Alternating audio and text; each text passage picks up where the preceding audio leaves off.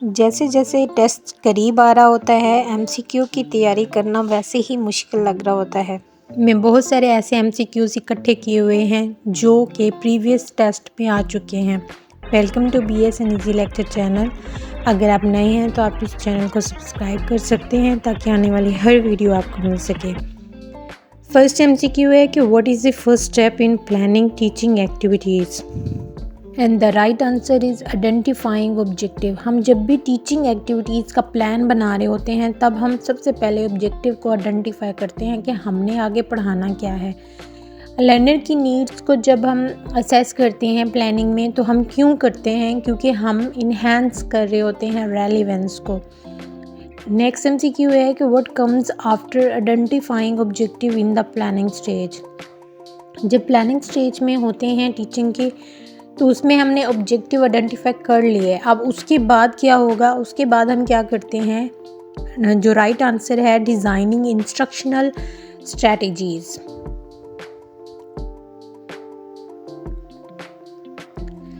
Next MCQ है कि why is resources allocation important in organising teaching activities. अब first phase गुजर गया प्लानिंग, नेक्स्ट आता है ऑर्गेनाइजिंग। ऑर्गेनाइजिंग में हम क्या रिसोर्सेज एलोकेट करते हैं, क्यों करते हैं, क्योंकि इसका राइट आंसर है enhance efficiency.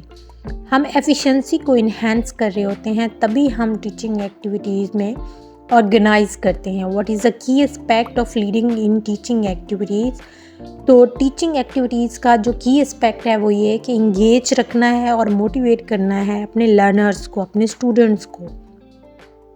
Why is effective communication is controlling in crucial in teaching? तो इसका राइट आंसर है कि foster understanding. What is the primary function of controlling in teaching activities? तो हमारा प्राइमरी फंक्शन बेसिकली मोनिटर करना है और प्रोवाइडिंग फीडबैक है टू द स्टूडेंट। जब हम टीचिंग एक्टिविटीज़ को कंट्रोल कर रहे होते हैं तो उसके लिए हमारा जो मेन फंक्शन है वो हमारा यही है। Why is adjusting instruction important in controlling stage? तो हमारा इंस्ट्रक्शन जो एडजस्टिंग इंस्ट्रक्शन है वो कंट्रोलिंग स्टेज में क्यों ज़रूरी है, क्योंकि इससे हम क्या करते हैं, अडेप्ट करते हैं to progress, to gain new things, to adapt the new changes. तो नेक्स्ट एमसीक्यू है what is a crucial aspect of planning teaching activities. तो जो प्लानिंग टीचिंग एक्टिविटीज़ का क्रूशियल एस्पेक्ट है that is the setting assessment criteria. What is the purpose of developing clear learning outcome in teaching activities planning. तो हमारा जो learning outcome clear जो हम set कर रहे होते हैं, डेवलप कर रहे होते हैं अपने टीचिंग एक्टिविटीज़ में, उसका पर्पस क्या होता है। उसका बेसिकली पर्पस ये होता है कि हम फ्लेक्सिबिलिटी को इन्हांस करते हैं, क्योंकि फ्लेक्सिबिलिटी जब इन्हांस होगी तो हम अडेप्टेशंस कर सकेंगे, हम according to the needs change ला सकेंगे अपने टीचिंग एक्टिविटीज़ में, according to the learners, according to the students needs.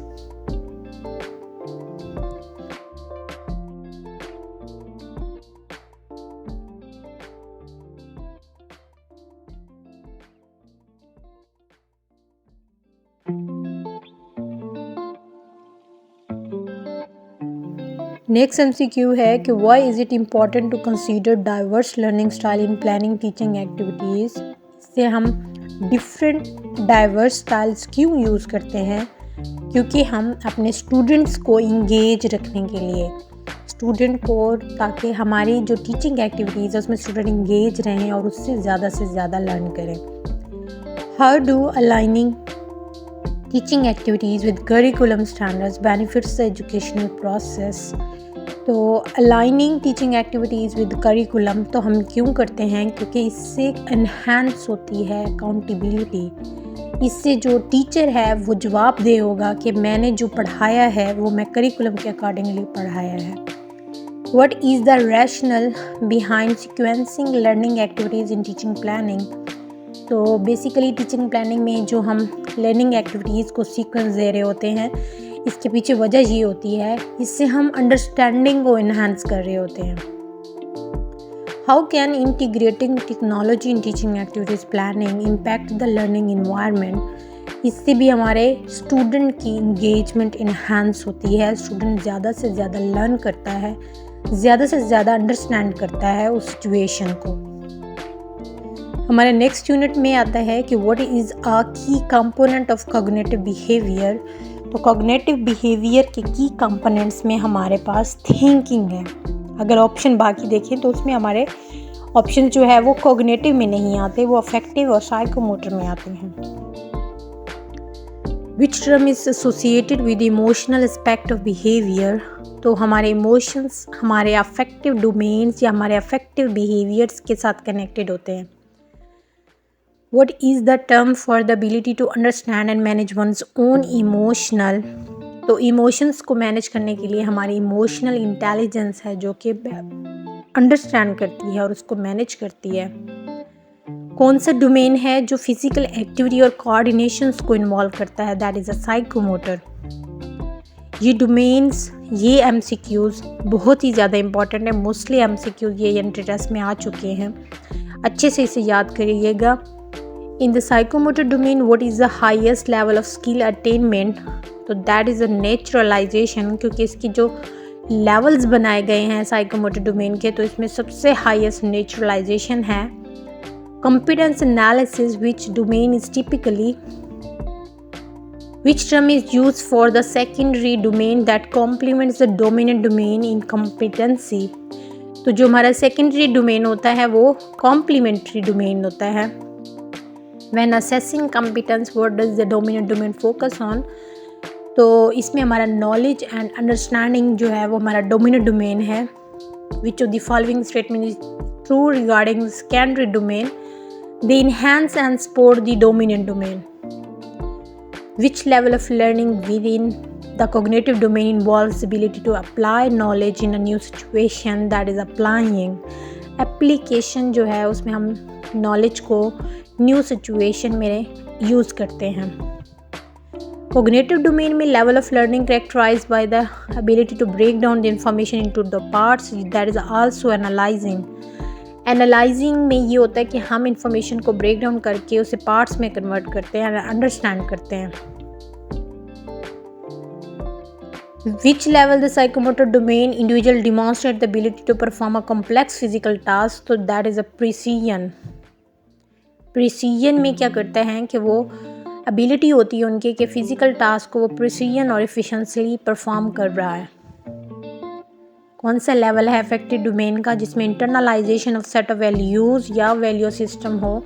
तो ये हमारा कैरेक्टराइजेशन होता है जिसमें हमारा कम्प्लेक्स वैल्यू सिस्टम को बताया जाता है। ये अफेक्टिव डोमेन का हाईएस्ट लेवल है।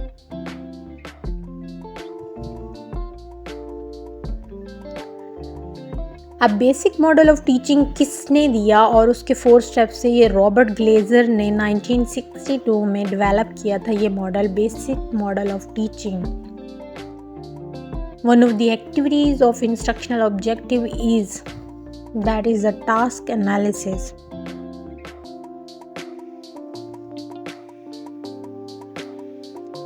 One of the activities of entering behaviour is, हमारा जो एंटरिंग बिहेवियर होता है वो हमारा क्या होता है, इसमें हम क्या करते हैं, अगले जो स्टूडेंट है या बच्चा है या जो लर्नर है उसकी इंटेलिजेंस लेवल को डेवलप करते हैं, मायर करते हैं। One of the activity of instructional procedure is selection of teaching principle. और परफॉर्मेंस असेसमेंट की एक्टिविटीज़ क्या होंगी, परफॉर्मेंस असेस जब करते हैं तब हम क्राइटेरियन टेस्ट को कंस्ट्रक्ट करते हैं और उसकी बेस पे हम उनको असेस करते हैं कि आया जो उन्होंने लर्न किया उन्हें लर्निंग उनकी हुई है या नहीं।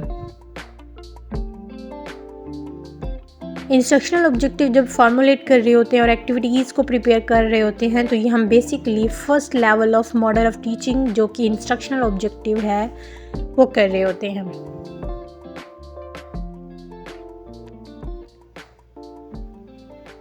सेकेंड में हमारे पास डिफाइनिंग एंटरिंग बिहेवियर आता है जिसमें हम मेजरमेंट ऑफ इंटेलिजेंस और उसके अलावा उसके एसोसिएशन देखते हैं।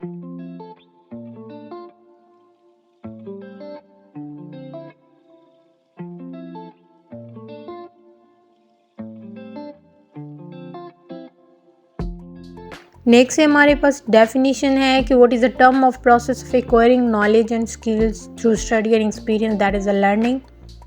और which of the following is an example of increasing motivation in learning, that is enjoying the process of learning itself.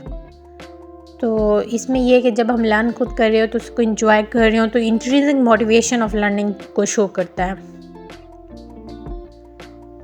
Meaningful learning की करेक्टरिस्टिक्स जो है वो किस में आती है कि जब भी हम कोई नई इन्फॉर्मेशन लेते हैं तो उसे हम एग्जिस्टिंग नॉलेज में ऐड करते हैं या कनेक्ट करते हैं तो ही हम मीनिंगफुल लर्निंग कर सकते हैं।